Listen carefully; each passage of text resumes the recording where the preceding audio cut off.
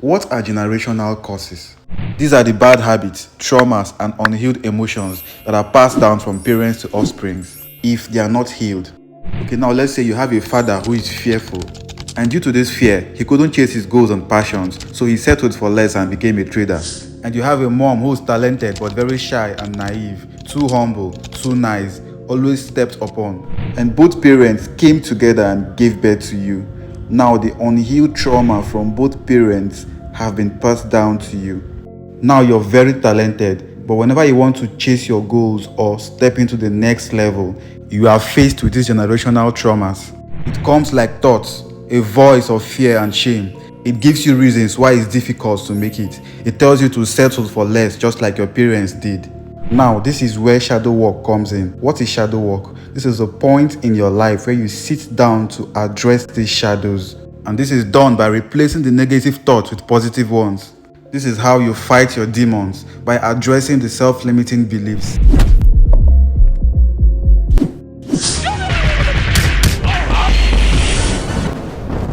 Fatality.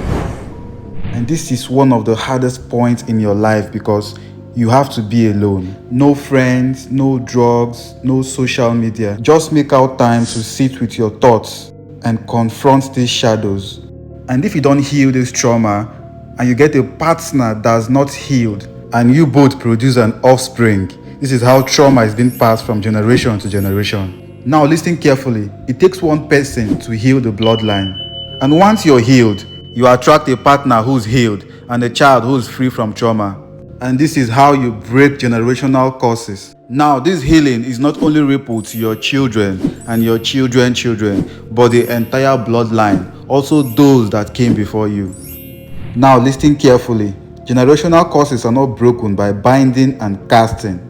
It's broken by going within to address some of the issues that your parents and your grandparents faced.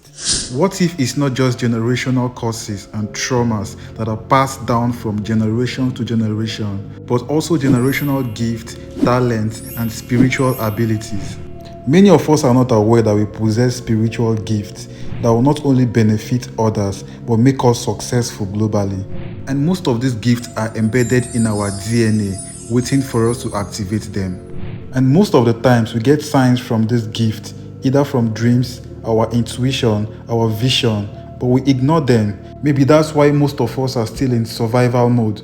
Many of us come from a bloodline of healers, which some of us call the native doctors, while some come from a family of seers. Some of us are clairaudience in nature, the ability to hear voices and deliver messages from the spirits. While some of us possess strong intuition and discernment, the ability to know and sense things before it happens. Some call it God's feelings. While majority of us come from a bloodline of magicians.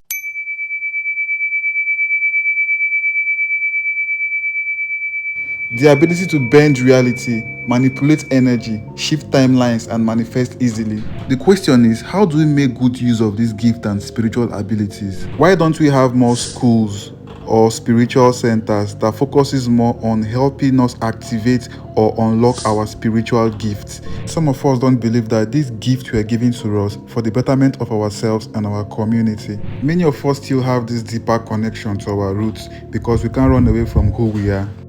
Now, the important question is, how did we lose access to these spiritual abilities? Our identity was taken away from us, our history was rewritten, our spirituality was demonized, our schools taught us to be servants instead of masters.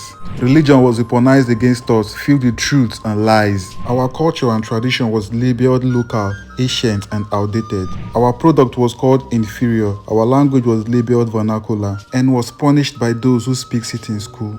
And the funniest part is that we saw nothing wrong with it. Great gods and goddesses, we have slept for too long.